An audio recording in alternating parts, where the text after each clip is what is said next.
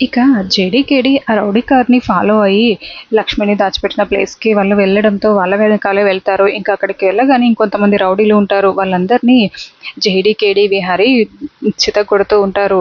ఇంకా అప్పటికే లక్ష్మిని అక్కడి నుంచి తీసుకొని వేరే వెహికల్‌లో వెళ్ళిపోయి ఉంటారు.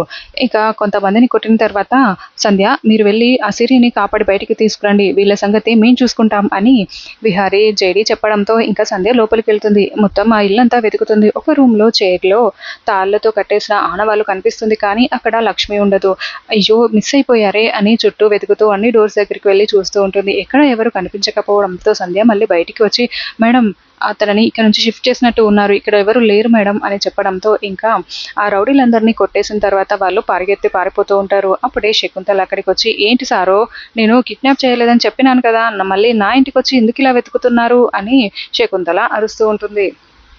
నాకు నీ మీదే అనుమానంగా ఉంది. ఆ క్యాంటీన్ కాంట్రాక్ట్ కోసం నువ్వేమైనా చేస్తావని నాకు అర్థమైంది అని అంటూ విహారీ శకుంతలని తిడుతూ ఉంటాడు. విహారీ గారు మనం ఇప్పుడు ఆ సిరిని పట్టుకోవాలి అంటే తన ఫోటో అయినా మన దగ్గర ఉండాలండి. ఇలా పేరుని పట్టుకొని మనం వెతకలేం కదా! ఫోటో తనదేదైనా ఉంటే మనం మొత్తం ఎక్కడైనా వెతికించొచ్చు అని జేడీ చెప్పడంతో అలాగే మేడం అని విహారీ చెప్తాడు. పదండి వాళ్ళ ఇంటికి వెళ్దామని విహారీ అనడంతో ఇంకా జేడీ, కేడీ, సంధ్య వాళ్ళందరూ మళ్ళీ లక్ష్మి వాళ్ళ ఇంటికి బయలుదేరుతారు. అప్పుడే శకుంతల వాళ్ళు వెళ్ళిపోవడగానే రౌడీలకి కాల్ చేసి రేయ్ ఆ సిరి ఆనవాళ్ళు కానీ ఫోటో కానీ ఏది దొరకకుండా చెయ్యండ్రా ఆ సిరి గురించి ఏ విషయము తెలియకూడదు అని చెప్పడంతో ఇంకా రౌడీలందరూ లక్ష్మి వాళ్ళ ఇంటికి వెళ్తారు. ఇంకా బామ్మ ఇంట్లో ఉంటుంది. రే ముసల్దానా బయటికి రావే అంటూ బామ్మని బయటికి లాక్కొని వస్తారు. ఇంకా ఈ ఇంట్లో ఎక్కడైనా ఉందేమో చూడరా అని మొత్తం వెతుకుతూ ఉంటే ఎక్కడ ఏం ఫొటోస్ కనిపించవు. గోడ మీద మాత్రం బామ్మ హరికృష్ణ లక్ష్మి దిగిన ఫోటో ఉంటుంది.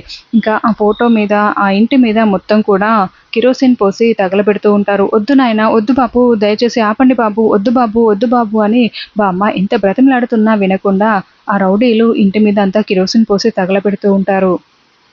ఇంకా అలా తగలబెట్టి అక్కడి నుంచి వెళ్ళిపోతారు. బామ్మ ఏమీ చేయలేక ఏడుస్తూ కుప్పకూలిపోయి అక్కడే పడిపోయి ఉంటుంది.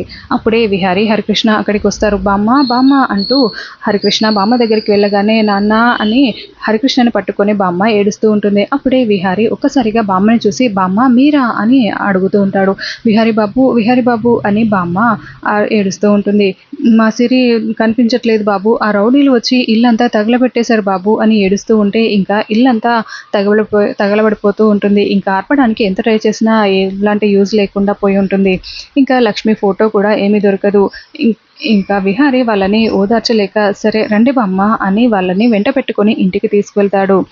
ఇంకా విహారీ గారు మీరేం టెన్షన్ పడకండి నేను ఎలాగైనా సరే సిరి గారిని కనిపెట్టి తీసుకొస్తాను అని సంధ్య జేడీకేడీ అక్కడి నుంచి వెళ్ళిపోతారు.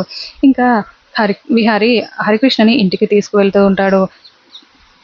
మరోవైపు పద్మాక్షి, సహస్ర వాళ్ళు ఇంటి దగ్గర విహారీ కోసం వెయిట్ చేస్తూ ఉంటారు. అప్పుడే బామ్మ హరికృష్ణని ఇంటికి తీసుకురావడంతో వీళ్ళెవరు విహారీ అని పద్మాక్షి అరుస్తూ ఉంటుంది.